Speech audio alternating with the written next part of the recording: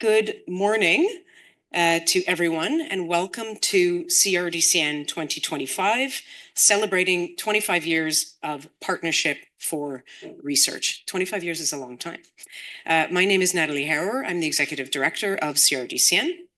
Bonjour à tous et bienvenue. Je m'appelle Natalie Harrower et je suis la directrice générale du réseau. Merci de vous joindre à nous pour cette conférence et pour célébrer le 25e anniversaire de RCCDR. I'll say a few more words about what we have planned for you these 2 days, but before I do so, I'd like to introduce Julie Saint-Pierre. Where are you? In the room? There we go. This is a very wide room. I'm going to get neck exercises. So introduce to you Julie Saint-Pierre, who will welcome us to the university and to the land on which it stands. Julie was named Interim Vice President, Research and Innovation at the University of Ottawa in October 2024. And before this was the Associate Vice President for Research, Support and Infrastructure. She's a full professor in the faculty's Department of Biochemistry, Microbiology, and Immunology. So I will welcome you all. OK. Bonjour à toutes et à tous. Cher Dr. Nemer, conseillère scientifique en chef du Canada, distingués invités et conférenciers.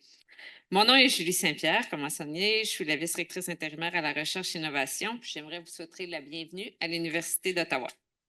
It's a pleasure to welcome you to the 2025 Annual Conference of the Canadian Research Data Center Network, a momentous occasion marking 25 years of CRDCN Vital's contribution to advancing knowledge and informing public policy in Canada.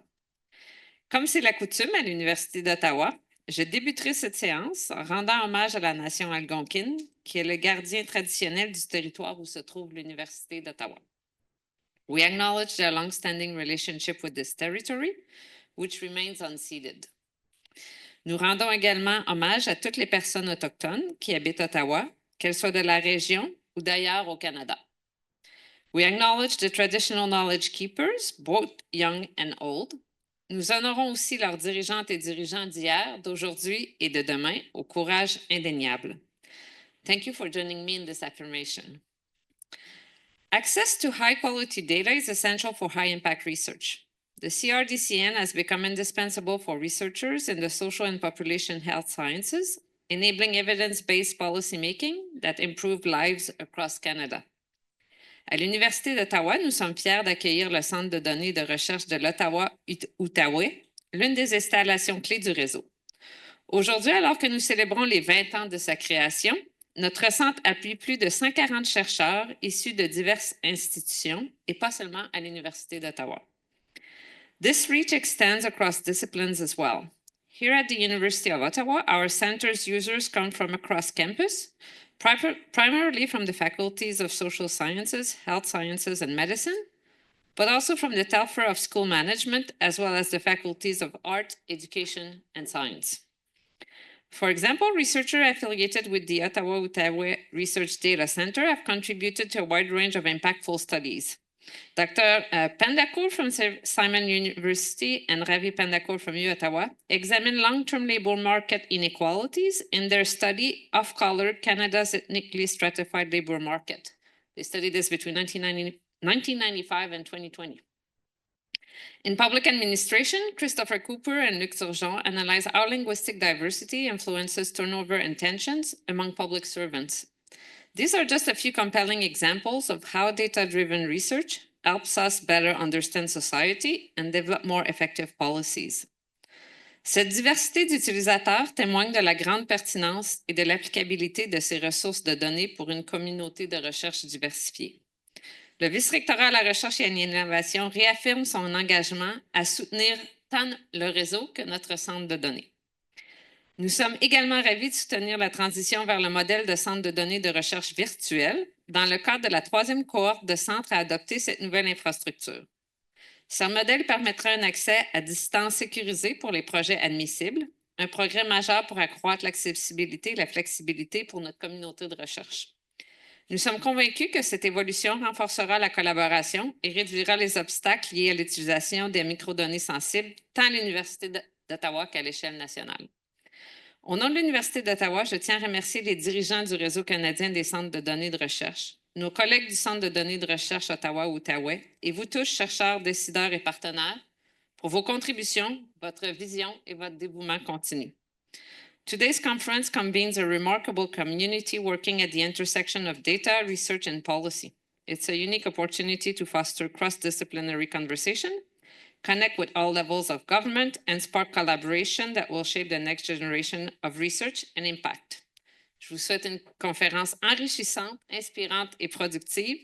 Puissent les 25 prochaines années de la CRDCN être aussi audacieuses et transformatrices que les 25 dernières.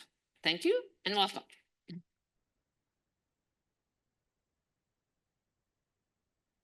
Thank you so much for that, Julie.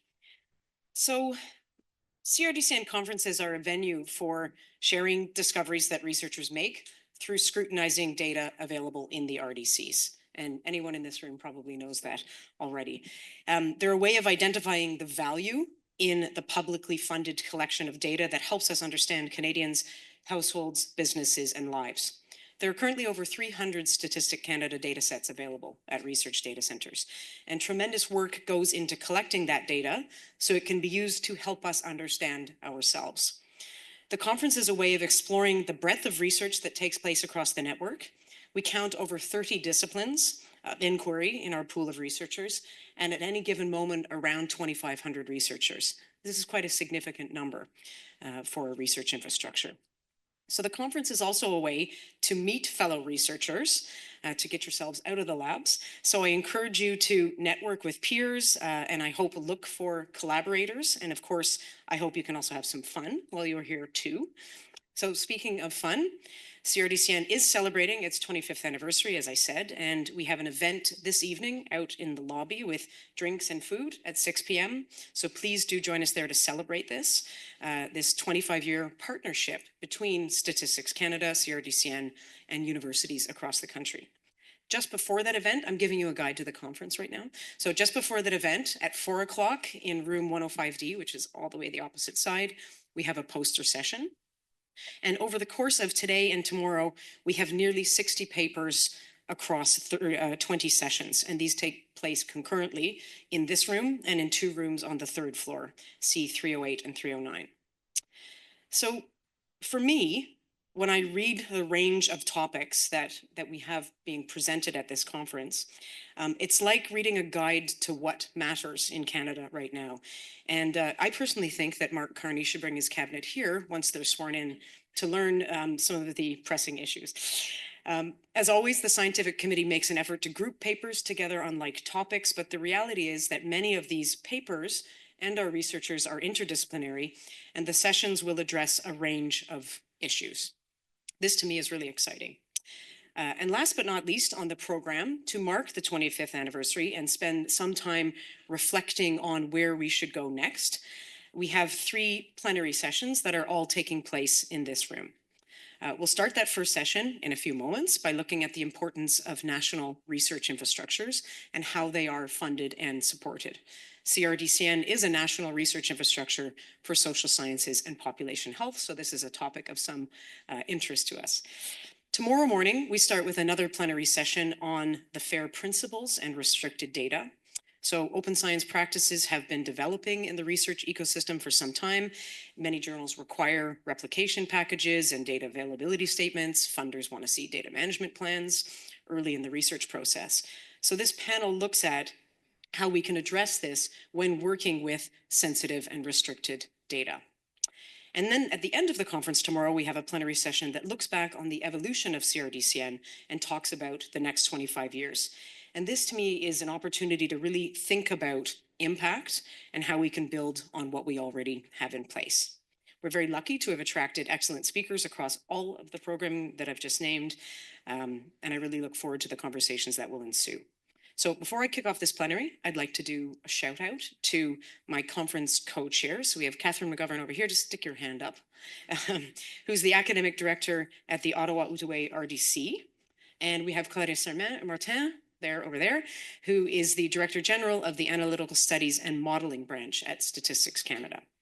And also to the chair of the Scientific Committee, who I'm not sure if he's here yet, Simon Descaries. We'll find him later. This conference was co-organized by CRDCN, by Statistics Canada, and the University of Ottawa, and I'd like to thank everyone across all of the teams. So for anyone who has organized a conference before, you know it's a many-faceted undertaking. So I hope you enjoy it and come out of it having learned something you didn't know and talk to at least one person you'd never met before. Thank you all for being here, to the researchers, of course, to many of our academic directors who are joining us, some of our board members, and our StatCan colleagues. Okay, so we're going to kick it off and let's see. Oh my goodness, we're right on time. How did that happen? At this point, I'd like to introduce the moderator of our opening plenary session. This session is on, as I said, national research infrastructures, building capacity, and sustaining research excellence for Canada. So Frédéric Bouchard is the Dean of the Faculty of Arts and Sciences at the University of Montreal, where he is also a full professor of philosophy. He was elected as a Fellow of the Royal Society of Canada in 2021. He's held many senior academic and research administration appointments. That's where I'm collapsing about a paragraph of the bio, and currently chairs the board of 3 major organizations. Érudit, which with Coalition Publica is a major science initiative like CRDCN. They're like our humanities counterpart. The Bibliothèque et Archives Nationales du Québec, and the Institute for Research in Plant Biology. But for our purposes today, perhaps I think one of Frédéric Bouchard's most relevant recent roles was as chair of the advisory panel on the Federal Research Support System, which in 2023 produced a report that is now colloquially known as simply the Bouchard Report. So I will welcome all of the panelists to the stage right now and let you kick it off, Frédéric. Thank you. Merci, Nathalie. Merci beaucoup pour l'invitation. Vous allez voir le format ce matin. Donc, je vais commencer en présentant nos panélistes. Ensuite, nous ferons chacun des remarques introductives. Donc, je vais mettre la table avec certaines grandes idées et ensuite, nos panélistes auront chacune et chacun leur propre commentaire d'introduction. Et ensuite, nous aurons une période d'échange où je poserai des questions pour relancer la discussion. Et ensuite, nous passerons à une période de discussion ouverte. Et Natalie mentioned that my comments were maybe in light of the Bouchard report, but actually I'll be a philosopher of science this morning. And some of the things I've read and considered are in part of the consultations that led to our report. But I think the discussion today is both kind of first principles type issues and very operational issues. And we're going to try to navigate between these two altitudes, hopefully to the benefit of all. So I'll start by introducing very briefly, and I'll be collapsing bios, paragraphs as well, because we have very distinguished panelists. I invite you to look at the bios in detail because actually it gives a very good appreciation of the experiences and the mandates that inform part of the assessments that are made today. So I'll introduce all panelists and let me begin by introducing Mona Nemer, Chief Science Advisor for the Government of Canada. Dr. Nemer was first appointed Canada's Chief Science Advisor in 2017 and reappointed for a 4th term in 2024. Prior to this role, Dr. Nemer was Professor and Vice President of Research at the University of Ottawa and Director of the school's Molecular Genetics and Cardiac Regeneration Laboratory. And I'll point this out because we often, we try to, I don't want to say denial, but we want to forget this very intense chapter of our collective lives. But it's a chapter where we needed deft and pertinent science advice. So I want to point out that she played a key role in providing science advice during the COVID-19 pandemic. So I want to show, and not just her, but making sure that government had all of the science advice it needed to make the right decision. So merci Mona pour ce grand service et bien sûr les années qui ont précédé et suivi. Mohamed Nasser Eddine, donc Vice President of Programs and Planning at CFI. He joined CFI in September 2023 from the University of Ottawa, where he had been Associate VP Research Support and Infrastructure since April 2022. And I'll point out that prior to this, he was Director for the Office of Strategic Development Initiatives at the University of Ottawa. So actually, you know, among our group, you know, you're probably one of the person that has dealt with, you know, both ends of the plumbing, right? So this is a very unique perspective, and we're lucky to have you with us. I should point out that also before joining the University of Ottawa, he spent 3 years as a research scientist focused on drug delivery at Labo-Pharm in Montreal. And obviously, all the people I'm introducing have done tons of other things. I cherry-picked some of the biographic elements that I found surprising. Sylvie Lamoureux, Vice President Research at SSHRC. Sylvie joined the SSHRC as Vice President Research in January 2023. She served as Associate Vice Provost, Graduate and Postdoctoral Studies at the University of Ottawa. You should see a pattern here. I'm not gonna point it. And held various Vice Dean portfolios in the Faculty of Arts. Her consulting work with governments, commissions, and school boards has also informed language policy and planning throughout Canada. Alison Bourgon, Director General of Science Policy at CIHR. So she's the Acting Director General of Science Policy at CIHR. And before joining CIHR, Alison held several research positions at the University of Ottawa, the Ottawa Cancer Centre, and the Ottawa Hospital Research Institute, including managing knowledge translation projects related to clinical decisions making and patient decision aids. In her current position, Alison oversees the breadth of CIHR's science policies and strategies, and we're lucky to have you with us today. Janet Halwell. So Janet is the most difficult to introduce, and I was hoping, I was thinking, considering just putting a painting to present Janet. So I won't present a painting, but you should look it up. She's a benevolent gray eminence, éminence grise. And so you should look, there's this painting, 1873, by Jean-Léon Gérôme, du Père Joseph. So Père Joseph was the gray eminence that actually gave advice to the Cardinal de Richelieu, who gave advice to the king, right? So, but she's a benevolent one. So just don't look too much into this. But Janet has played key roles in multiple types of research projects and endeavors. And I'll just give you a few examples. So she currently serves on the board of directors of CRDCN, obviously, and the board of Canadian Science Publishing. She chairs the Canadian Science Policy Centre, CSPC. Yeah. So I'm just looking because, you know, there are additional things. She provided input for the evaluation of Genome Alberta. She helped the Canadian Space Agency on research data management. She's advising a national network on digital humanities. Basically, you can ask her whatever you want. She has seen it all, and she also helped drafting business plans for including Northern Biobank Initiative. She helped the Ocean Tracking Network. And the part that I can't wait to see is she's developing a handbook on the governance and management of big science for federal agencies.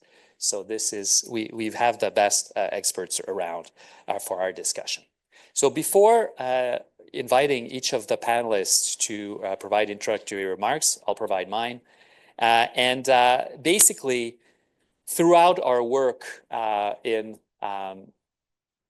the report, you know, basically we were looking at, you know, what are the strengths and weaknesses, the opportunities the vulnerabilities of the Canadian science enterprise writ large, right? So when I say science here, it goes from art history to quantum physics, right? I just mean it was mainly academic research, but also research with other types of partners. And so this gave us a privileged vantage point to see how we're doing. And our assessment, I won't go through our report, but basically is that we were very good. We could be great, but, and I'll say this starkly, but we did not, there were some key levers that we didn't have to become truly great and have to provide the greatest impact, both for well-being and economic prosperity, right? And so I won't go through the details, but it basically told us where Canada was, where it is, where it could be. And so one of the points that I want to put here, two points, is that the major research facilities, and here the acronyms, you know, are shifty and they're complicated and they're highly political, because depending on how you read a budget and how you read policies, you know, it makes a big difference in terms of eligibility of certain types of infrastructure for certain types of funding, right? So this is one of the issues that is currently being examined, including by the CCA right now. But so I apologize in advance for all of the acronyms.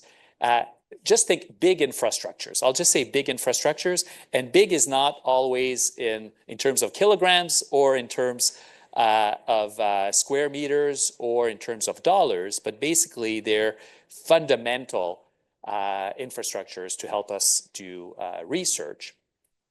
And so the question is, in the past, such infrastructures were kind of simply thought of in physical terms. So if you have a big icebreaker, you've got a big hunk of steel with an engine, right? I mean, it's intuitively, when you think of big infrastructure, it's easy if you see a big icebreaker, if you see a particle accelerator, you know, if it has plumbing or magnets, you know, it's kind of intuitive that you're looking at a big science type project. What has changed a lot, and this is where it gets into philosophy of science, is that science has changed a lot in the last 20 to 30 years, and it's accelerating. And some of the changes, so a few points, and I'm throwing them out there, and they'll come back in discussion. So how science and Canada have changed, right? Because they're joined, but in some way they're separate, or you know, they have their own trajectories. So how we view the link between knowledge and economic prosperity and well-being, and this has changed. So I would say a big change. It's not in terms of fundamental research or basic research and applied research. It's kind of seeing the causal link between knowledge and talented people and how they contribute to well-being and prosperity, and the expectation that the causal link be shortened. Whereas before it was more an aspiration and it was more, I would say, abstract, okay? This may be unfair, but that's my assessment.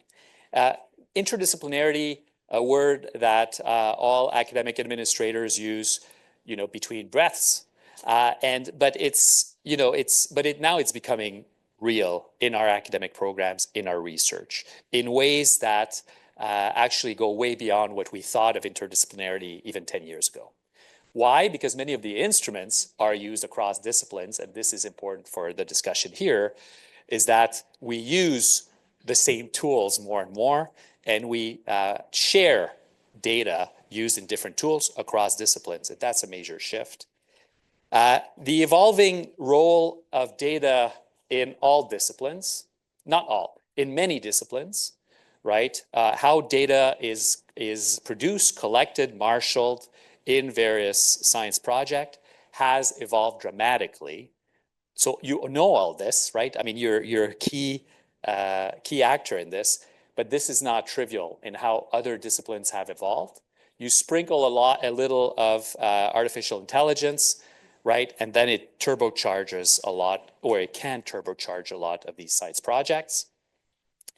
The evolution and the increase of remote access here actually, your group has been at the forefront of this, but how the physical link between the infrastructure and the user has become, detached, right? A lot of access to infrastructure, not just digital infrastructure, but how remote access to science infrastructure has been an evolution that has changed how science is conducted and who can do science. The diversity of partners and actors who partake in research projects, right? So it's not university, industry, NGOs, governments, but more and more you have kind of a meshing of those actors. And the last point is, and this is very recent, and it's important for this discussion, but for other discussions that will be happening for the next few years, is digital sovereignty, right? And so there's certain expressions that, because of policy changes, and here I'm using policy very generously, but south of the border, issues of national interest, digital sovereignty, have been kind of part of the discussion and will be part of the discussion in ways that we haven't seen, before, or, was discussed, but in very technical context. But the issue of digital sovereignty will impact actually most national research infrastructure in one way or another if they collect data and how they use data. And so this is something that wasn't salient when we did the report, but will be in the next few years. So this is just kind of some general issues that we see an evolution of how science is conducted and what the expectations of our society is with what our science can do. And so I'm just putting this on the table, and our panelists will come back. So we're focused on national research infrastructure. Sometimes it's major research facilities, sometimes it's major science initiatives, right? I mean, they can go from one, they're not all the same, but the topics we're discussing here will touch on various aspects of this file. So how do these big infrastructure are conceived of? Not just the ones that are big physically, but the ones that are big strategically, such as data infrastructure. I don't know why I'm picking this one, but we're going to discuss some of that. So we'll start with Mona. Mona, remarque introductive. Merci beaucoup, Frédéric, pour vraiment la présentation. Tu as très bien mis la table pour cette discussion extrêmement importante. Je voudrais peut-être revenir sur une chose que tu as dit, mon rôle durant la pandémie. Et puis, j'aimerais adresser mes remerciements les plus sincères à toute la communauté scientifique, plusieurs ici, qui m'ont aidé vraiment à donner tous ces avis pendant 3 ans au gouvernement. Je crois que ça a démontré à la fois l'importance des données, mais aussi l'importance des chercheurs pour la souveraineté, la sécurité du pays. And while I'm on the thanks, I also want to thank several colleagues here today. Nathalie, Eric, David Castle, who have helped me in the latest actually project in our office, which is about developing a framework for safe, secure, and open research data for the country. So forthcoming recommendations soon, but thank you very much for the work. So why am I happy to be here? I'm happy to be here on just so many grounds. I'll get to the data itself in a second. But back when I was a vice president research here, one of my first sort of public event inauguration with a minister was to inaugurate the Ottawa-Outaouais Research Data Center. So I remember it very well, and I hate to think that it's almost 20 years ago. That was, so I have I guess a personal connection to this. I have a personal connection to data as a researcher, especially in genetics and genomics. as a science advisor. Data is super important, and being able to find data in different sources, data that is interoperable, is extremely important. So I want to thank both StatScan, where I was actually just last week discussing further collaboration, and CRDCN, anyway, the network, and Natalie. So happy that we were able to recruit you back to Canada. So you heard how important, and I think you all know how important data is for the country, for making decisions, solving problems at every levels, from the communities to the federal government. So there is no question that research data and everything around it is a national asset. And data infrastructure is now as fundamental to science and innovation as laboratories, telescopes, and supercomputers. And you mentioned it already, Frederic. But in fact, in today's world, we can consider all research infrastructure as data infrastructure. It may seem counterintuitive because of the sort of more abstract or distributed nature of the data, because we think of infrastructure as something fixed. But now, if you walk into any lab or research center, institute, I challenge you to find a single instrument that is not connected to a computer, and where there is much less time spent on the bench than time actually analyzing the data. So without the data generated, the instruments are totally worthless.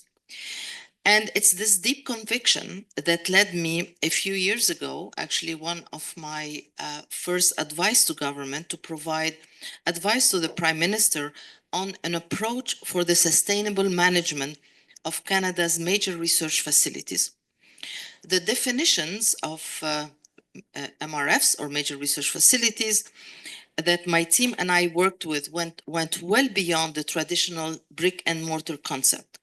It was defined as, and I quote, specialized technology platforms that provide the underpinnings of Canadian-based world-leading research and innovation. With this, it's clear that high-quality data infrastructure fits the bill.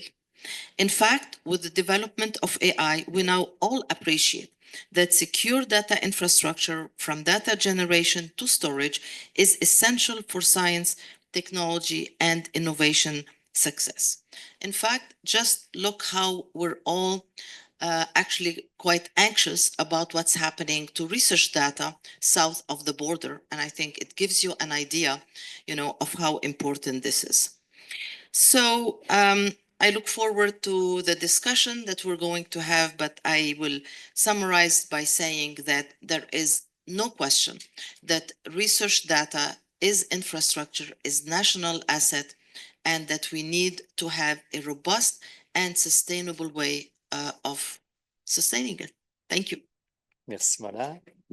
Et maintenant, je passe la parole à Mohamed Nasser Eddine de la FCI. Merci Frédéric. Merci Mona pour ces belles mots d'introduction. Ça fait toujours le plaisir de revenir à l'Université d'Ottawa, bien évidemment. Dans cette belle journée printanière, j'aimerais commencer par féliciter CRDCN pour le 25e anniversaire. I think it's important to kind of reflect back on where we're coming from in order to understand, or kind of predict how the future might look like. So just to set the stage for the discussion, I thought maybe it can give you kind of a background context of how we kind of evolved in terms of, when we look to the CFI, to CRDCN, to the research ecosystem in general.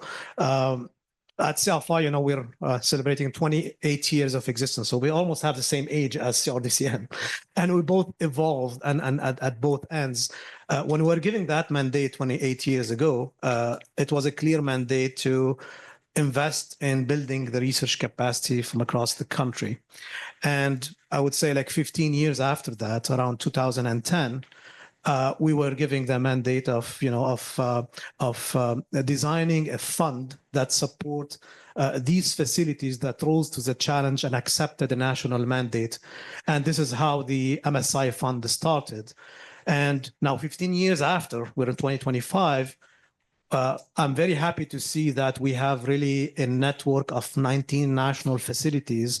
CRDCN is one of them, which really represent the national assets that support all the research communities across all disciplines from across the country, coast to coast to coast, and where we have more than 60,000 researchers who really rely on the research services that are enabled by these facilities. And these facilities represent or could be considered as the, crown's jewel of research and all the pride that we have in terms of the excellence, research excellence in Canada. I think, having said that, I think the onus is on us to keep sustaining that excellence and really position these facilities for the years to come. And yes, investing in research infrastructure is important and is critical, but also considering the data component that is as an output of this research infrastructure. But I would add to this, the talent component is so important as well. And if you look to the investment that we made last year, for the first year, the CELFI reached kind of a ratio of 50-50 between what we pay for capital investment infrastructure in the labs and what we pay for the operation and maintenance and personal costs that are really central in delivering that service to the community. Now, 8 months ago, since we're talking about national facilities, and Mona introduced kind of the subject when she talked about the major research facility framework. 10 months ago, the government of Canada entrusted the CFI with a major research facility framework. And basically what we're trying to do is to enhance the federal decision making when it comes to investing in these major research facility, introducing a coordinated approach between capital and O&M, which is a first and fantastic, while embedding the life cycle funding and the portfolio approach.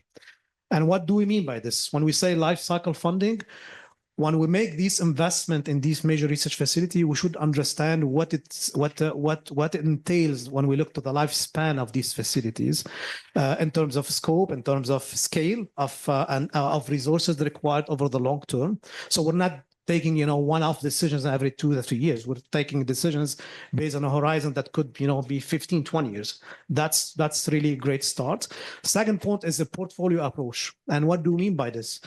Instead of making decisions like, one by one of these facilities, we will consider it in a portfolio manner where, we would make a judgment on what's the best investment for Canada and how this investment could support government priorities. Now, the MRF framework, I feel it's working, it's not working, it depends how close. Anyway, with the MRF framework, I think it's a great start. It's for now we're starting with the 6 major facilities in terms of capital investment, but what we see from CELFI perspective, it goes beyond that. That could represent the core of a portfolio investment that could be complemented in a synergetic way with the larger group of national facility. And again, we would not only be looking at the capital investment, but at the talent, at the data, and see how can we position the country for the years to come. I will stop at that level, and I'm sure that we'll return back on a couple of other important topics. Thank you. Merci. Et maintenant, je passerai la parole à Sylvie Lamoureux du CRSH. Merci beaucoup. Avant de commencer, moi aussi, je suis bien heureuse d'être ici, particulièrement avec les membres du panel. Je tiens à remercier mes collègues des discussions qu'on a eues en préparation pour aujourd'hui. Un gros merci à Nathalie et son équipe de l'invitation de participer avec vous aujourd'hui. Moi, je vais peut-être prendre une approche un peu différente de mes collègues. Ce que je vais vous partager ce matin, c'est peut-être plus une série de réflexions, beaucoup de questions. Je ne vais pas nécessairement retourner vers le passé, mais penser au présent et à l'avenir, puis les éléments qui font partie des réflexions dans nos discussions quasi quotidiennes de la perspective du CRSH et de la façon que j'envisage mon rôle en tant que vice-présidente recherche au sein de cet organisme-là. Je vais alterner entre le français et l'anglais. Quand on reconnaît la diversité, lorsqu'on utilise un mot comme données, des différentes intentions avec lesquelles celles-ci ont été recueillies et les intentions d'exploitation. Ça renforce le concept que l'infrastructure de recherche, comme vient de dire Mohamed, les besoins ne sont pas tous pareils et qui sont présents à travers de plus en plus de disciplines que ce ne l'était avant. Puis je pense même ce qu'on s'imagine aujourd'hui, on est encore dans la partie au-delà de l'eau de l'iceberg, plutôt que d'avoir un portrait complet des besoins par rapport aux données. This is due in part due to evolution of technologies, of disciplinary and interdisciplinary methodologies, approaches. I would even say with our understanding of research excellence and evidence. So from a SSH perspective, you know, it's not as easy as the quantitative divide anymore. We're really in the mixed methods, the importance of understanding things in a larger context. And let's face it, the burning questions of the day and of tomorrow need an interdisciplinary approach, and they need to be informed by all sorts of data, whether they are numbers, metrics, words, and others. So complex public policy challenges and solutions will have to spread across disciplines. Even the lines between the disciplines get blurred, right? You can develop all of these wonderful technological advances, but how do we understand societal readiness? How do we understand that evolution? I think it also means valuing researchers and particularly their experiences and training. When we look at the researchers who access our centers, the work that's done in learning how to work with that data, how do we value that when we look at research excellence? You know, do we celebrate that? It might be a little thing, but it's an important thing. How will the remote virtual access? It should democratize access to data, but how do we ensure that will happen? And we talk about this data. You know, well, let's think of StatsCan. There are 300, we said, data sets available, but this data the instruments need to be created to collect the data. The data needs to be analyzed, and then these data sets need to be prepared. So all of that should be taken into account when we look at infrastructure. It raises important questions around sustainability. So we talk about open research, open science. We talk also about open government. How do these things meet and how do we sustain them? Inclusion and accessibility as an element of capacity. Is everyone benefiting from research infrastructure development and the products of the research? If not, why and who is missing? And when we talk about digital sovereignty, two things come to mind. First, the question of ethics, but also notions of reconciliation and Indigenous rights. So hopefully those are some of the questions you might have for us or that Frédéric might have for us. Merci et au plaisir de vos questions. Merci, Sylvie. And now Alison Bourgon from CHR. Merci beaucoup, and thank you so much. I'm so pleased to be here. Also wanted to extend my thanks and congratulations to CRDCN. And it's interesting that CHR is also celebrating our 25th anniversary this year. And so it's really nice, I think, just going back right to the beginning, that we've continued to partner and to learn and to grow together as organizations. So I know that it's certainly a big milestone with lots of reflections taking place. So now more than ever, certainly wanted to recognize in that health research context the importance of data. So CHR, we have, as mentioned, been around for 25 years, and at the time had sort of been a more modernized approach to support across all pillars of health research. But recognizing that forward 25 years, so many changes in the way that health research is being conducted, including a lot of the elements that have already been mentioned, that shift towards interdisciplinarity, the importance of openness, the globally connected elements of so much of the health research that's conducted, certainly data-driven and data-intensive research across really all of what we're funding, and the importance of also looking for the integration of considerations for different populations and socioeconomic impacts. So I think picking up a little bit of what Sylvie just mentioned as well, that look at how we incent and value the researchers that we're supporting, and recognizing the importance of data and open science as part of that. So certainly not inclusive, but I thought to mention just a few areas that came top of mind when reflecting on the importance of data in the health research context. So the first being certainly the health system crises that are challenging in so many different areas. And so some of those being primary care, the health workforce challenges that are facing our country right now, and the importance of supporting interdisciplinary data-intensive research that's really being shaped by decision makers and informing actionable solutions that are helping to inform planning in these areas. Another one that's been mentioned is public health crises. So really recognizing that COVID-19 certainly, but we're also in the context of H1N1 and other pandemic health emergency crises that are happening, the importance of data infrastructure within there to support timely evidence-informed decision-making. Clinical trials is another space that's very much top of mind, recognizing that health data infrastructure in these spaces helps to support effective and efficient use of data within clinical trials, and it enables collaboration and data sharing not only within Canada, but globally. And then a last area that thought to mention is the importance of cohorts and data hubs.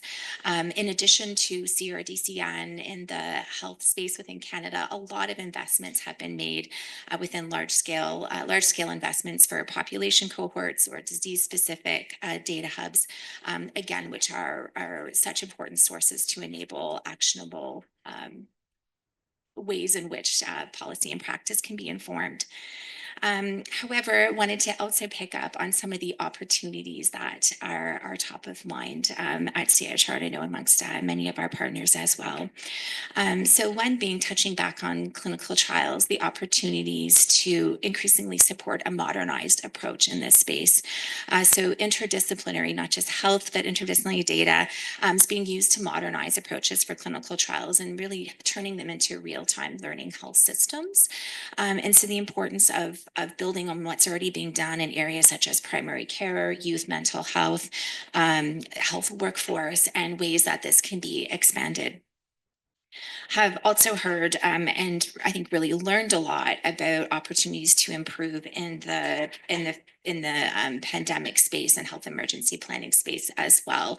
Many reports and lessons learned coming out of the pandemic, again, recognizing how important data was, but also that there was a lot of limitations in terms of how data was shared between healthcare systems, levels of government, research institutions, and a lot of the barriers that were experienced there, and opportunities to really build upon our infrastructure so that we're better prepared moving into what we anticipate and think know will be future either pandemics, health emergencies that will really require us to take a coordinated effort. And then the last piece, I think just picking up on that element of a portfolio approach, the importance of mapping, prioritizing, and coordinating our investments. So certainly the larger infrastructures, but also thinking about how just sort of the multitude of, whether they're clinical trial platforms or large cohorts, health data banks, other elements that really could benefit from that pan-Canadian whole of Canada approach, consideration of how we're supporting, sustaining these really critical investments that we've made, and certainly some of the limitations or kind of quirks that we have within our funding system that can lend some of those challenges for planning and sustainability. So with that, just a thank you. So pleased to be part of the panel. And again, congratulations to CRDCN and all of you today who have participated in some of the last 25 years. Thank you. And now, Janet. So, merci beaucoup, Frédéric, and it's a delight to be on this panel with people who are all committed to looking at how we can actually manage our national research infrastructures more effectively. And I'm going to take a sort of a 35,000-foot level approach to this, looking first at the question of why are we concerned about our national research infrastructures? And then throw out a few challenges as to why I think we are not yet doing what we should be doing, although my colleagues are working hard to make that change. So first, why do we talk about national research infrastructures as being important? And I use a framework which is as follows. It's truth, beauty, structure, and return on investment.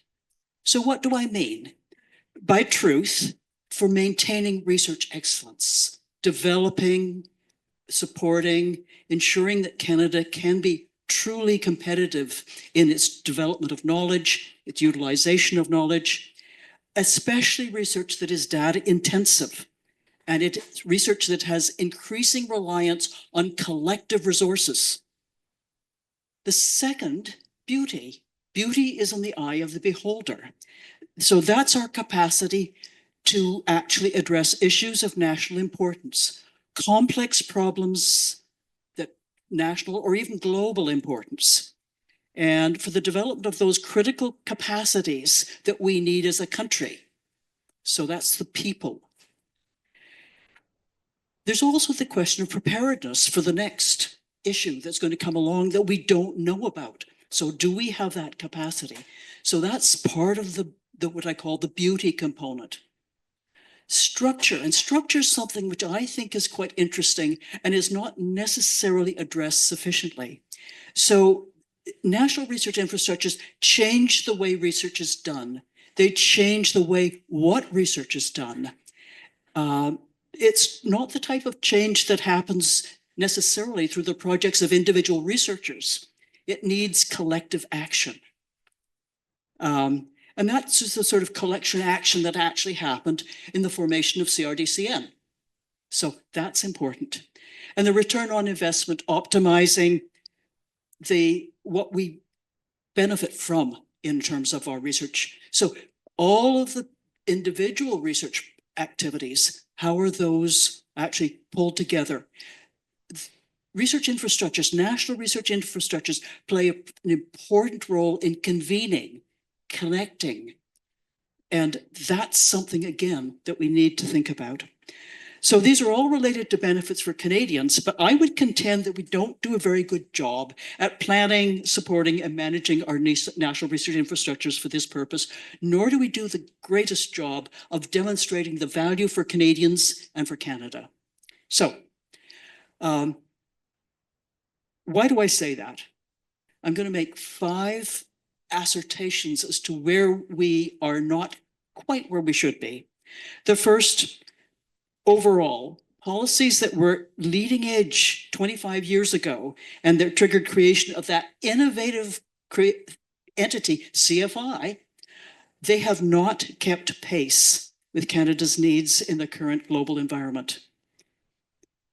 We've developed incrementally over time without overall strategy or sense of urgency. So second, that issue of national strategy, we don't have a standing forum for critical assessment and discussion of major issues related to the overall investment in science and technology, let alone the what it means for Canada and Canadians. Third, decisions on what national research infrastructure Canada needs. And my colleagues have made reference to that. The importance of actually going beyond opportunistic leadership, individual leadership, rather than making strategic choices in a context. And that means not just top-down, but bottom-up considerations. Fourth, the transformations in how research is done. New ways of working are emerging, but our systems of evaluation, funding, governance, and management have not kept pace. They've not necessarily had adequate attention to the role of data, the role of people as infrastructure, the people that are associated with our national research infrastructures and that raise the entire activity. And I've been told I've got to come to the end. So I will, with my fifth one, public engagement. Unlike most other G7 countries, we have not developed a culture of open public discussion. And so in addition to creating an environment in which there's not a lot of understanding of the rationale for policy decisions, we're disenfranchising our research community and our larger communities. So I've gone over time. Thank you, Frederic. I'm tempted to say you should just go on, but I'm going to get dirty looks. Maybe just to begin with this question, especially for this crowd here. So something that has came up through the years of thinking about major research facilities or large infrastructure is the idea, and it was raised earlier, that life cycle approach, more than just a project-based approach of funding for a few years, but thinking in terms of long-term, and also portfolio. So considering that there are different needs in different science communities, and looking at a portfolio like an investor, you don't want to be just in stock, you don't want to be just in bonds, you don't want to be just in immobilier, right? You want kind of a portfolio approach. For science, there's the same issue, and maybe, and this is especially relevant for CFI and SHIRC, is the challenge in such an approach of how do we think of programs really accommodating truly digital infrastructure, because they didn't exist at that scale when we thought of major research facilities, right? Needs in the past, right? I mean, they evolved and we adapted programs, but digital infrastructure, especially that's data driven, such as is pertinent for CRDCN, but I've seen it through, we've got colleagues from CEQSS here, a member of CRDCN, but I've seen it through Érudit, right? So digital infrastructure have different types of needs and liabilities and risks.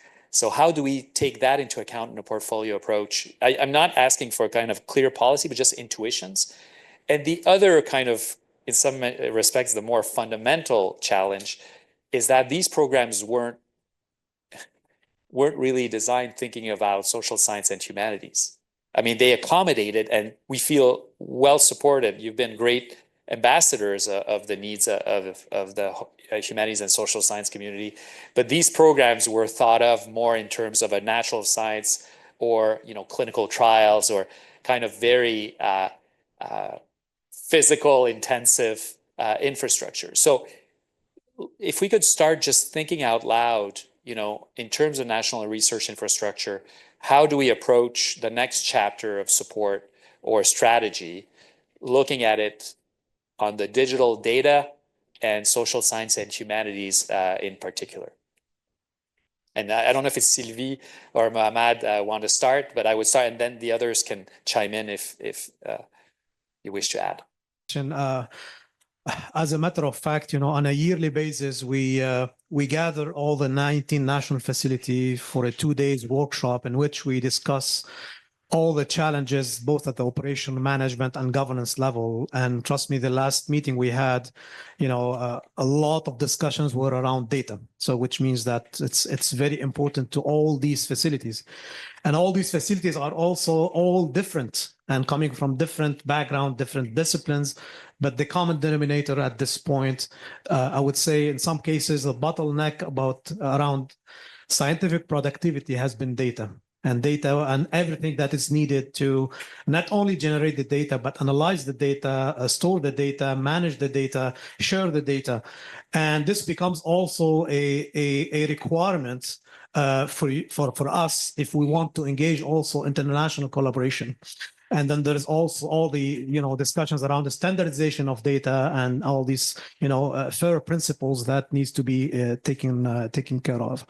Now, when you look to the national facilities, well, you mentioned RUD, it's social science and humanities, CRDCN also, they have their unique challenges, right? If you talk about, particle physics, like Snow Lab, if you talk about Triumph, another challenge is where we're dealing with petabytes of data, large volume of data, more than a kind of diverse type of data, right? When you talk about the Canada Genomics Centers, also, there's a lot of sequencing which generate a lot of data, which require a lot of analytical support that the community needs. So how we can tackle all this kind of diversity of issues, I think, fundamentally, you need to ask yourself, what do we need to ensure or to tick all these boxes? And you need investment in hardware, you need investment in high performance computing, you need investment in cloud computing, you need investment in the personnel. And I would like to insist on that components because nowadays we're generating more and more data. Technology is advancing so fast. These sequencers I'm referring to, you need to replace it every 3 years. If you look to the Canada Genomics Centers, they are, operating at 55% of the time. The other 45% is just to digest the data. So if they don't have the personnel required to digest, to develop the analytics and everything, well, you're not getting an optimal use of the infrastructure. Now, thinking about the needs going forward, you cannot forget that important component.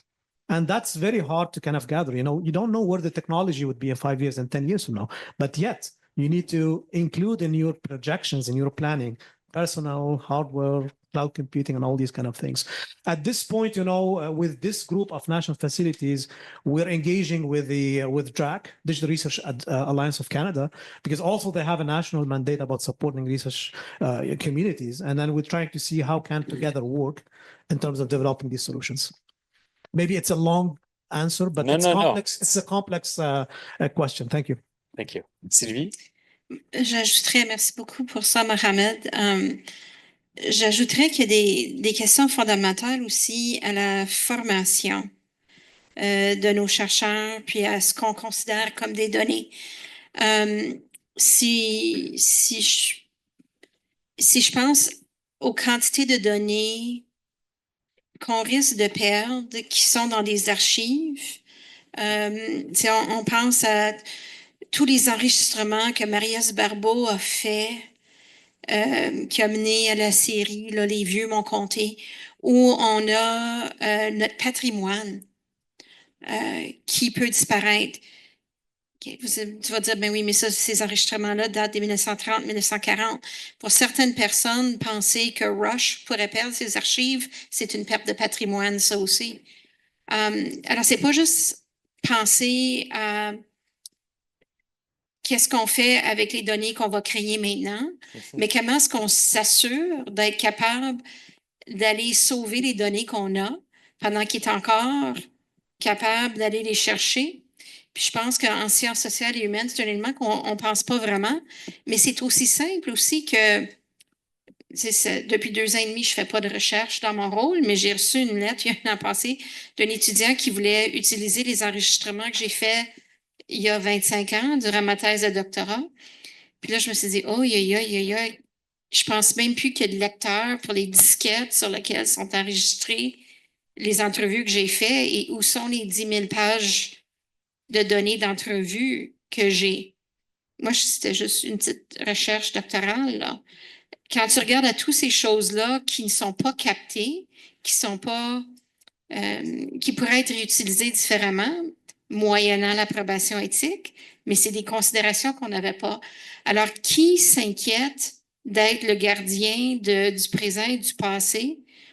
Parce que c'est particulièrement des choses comme des données d'entrevue, que ce soit les entrevues de Radio-Canada ou de recherche ou de d'autres mondes, permettent des interprétations du contexte très important lorsqu'on va voir d'autres grandes bases de données. Et comment est-ce que ça rentre dans ce qui est une dépense éligible? Puis est-ce que nos programmes de recherche maintenant ont la flexibilité d'être capables de s'adapter? Parce que faire des révisions à tous les 3-4 ans, alors comment est-ce qu'on planifie des programmes de recherche qui permettent une agilité et une flexibilité? Et comment est-ce qu'on s'assure des considérations qui vont à tous les domaines de recherche? Puis je pense qu'il faut s'assurer que tout le monde soit autour de la table, parce que trop souvent, si on utilise le mot science, on oublie la partie humaine, artistique et sociale du mot science. Ce que je trouve fascinant avec cet angle-là, c'est que, en fait, c'est vrai dans toutes les disciplines scientifiques, mais les disciplines de lettres, sciences humaines, sciences sociales, même si nous aussi, on n'a pas assez pensé à ça, on a un peu plus d'expertise là-dessus que les autres disciplines. L'archivistique, le travail en archives, un historien médiéval fait ça, ça fait partie de sa formation. Donc, je n'avais pas pensé à l'angle que dans un portfolio d'infrastructures avec un volet de données importantes, en fait, les chercheurs de sciences humaines, sciences sociales ont de l'expertise qui pourrait aider dans l'organisation des pratiques, les autres disciplines aussi. Parce que ces données-là ont besoin d'être organisées aussi. Hein? Oui. Un archiviste ne fonctionne pas par pile, contrairement à moi. Merci. Mona? Oui, je voudrais ajouter quelques peut-être nuances dans tout ça. Premièrement, je suis d'accord avec toi que CFI n'a pas été forcément conçu pour les programmes dont on a besoin aujourd'hui, mais c'est pas juste pour les sciences sociales et humaines. Il faut juste se rappeler qu'il y a 20 ans, 25 ans maintenant plutôt, les universités au Canada étaient pratiquement obsolètes. Ça servait à rien d'essayer de faire de la recherche compétitive. Il n'y avait pas de labo qui avait de l'allure, il n'y avait pas d'équipement qui avait de l'allure. C'était sans CFI, on serait pas ici en train de se parler aujourd'hui. Donc, ça a été conçu pour vraiment pratiquement faire du rattrapage. Et la preuve, ça n'a pas été, les programmes n'ont pas été conçus avec la notion du full cycle approach. D'accord? Maintenant, ceci étant dit, there is nothing like trying to change even when it's improving things. And the best example is I provided my recommendations on the portfolio approach and so on back in 2018. I said, repeated the work came to the same conclusion. I think you've provided further analysis and came to the same conclusion. And it's only a year ago that CFI was asked to do something about it, and we're still not there yet. So and there are many reasons, and we have to acknowledge that our system is extremely fragmented, that people are comfortable in the organizations where they are. Proof of it is we have DRAC, which deals with computing and data, and then, CFI, which deals with the rest. We still talk about social sciences and humanities versus other sciences.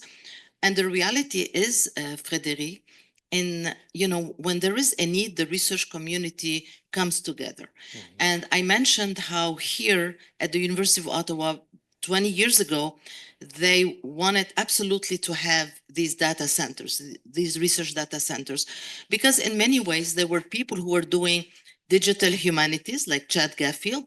There were people doing, on the linguistic things like Shauna Poplock. There were, but these people were a minority in Canada doing, quantitative humanities and social sciences. So I think we need to be careful not to, sort of put ourselves in a corner saying that, we victimize certain communities and others. I think we need to embrace the fact that everybody needs data, needs infrastructure right now. And I completely agree that we need people from bibliometry and others and history, to curate the data. And I think it's one of the conclusions that we've come to in the framework that we will be proposing, that it's not just about, hardware and developing algorithm and so on. It's about how you curate the data. And I think StatsCan knows this, for ages. So we do have the expertise. We just need to use it in a more integrated manner for the benefit of everyone. Sorry, I feel passionate about No, it. this is perfect. This is perfect. So, Janet, I have a dilemma for you. So I have a question for Allison. I have a concluding question for you. So if you want to chime in now, you're going to lose the capstone question. But it's not about capstone. It's about and then because I want to leave some time for Q&A with the audience. Allison, very simple question. So we're talking about national research infrastructure or initiatives. So there's the word national. A lot of the researchers here work on health data. And so it's at the intersection of provincial jurisdiction and federal support.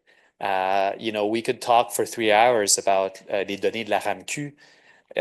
So how does CIHR, when we talk about national research infrastructure, and since so much of the data is province-based under provincial jurisdiction, and CIHR wants to support research in this, but the sharing is complicated, a few intuitions about, going forward, how could we facilitate this? A simple question, a constitutional question.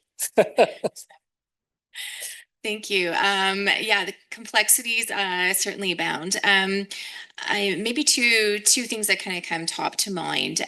One is just that it's been interesting the last maybe sort of 3 years.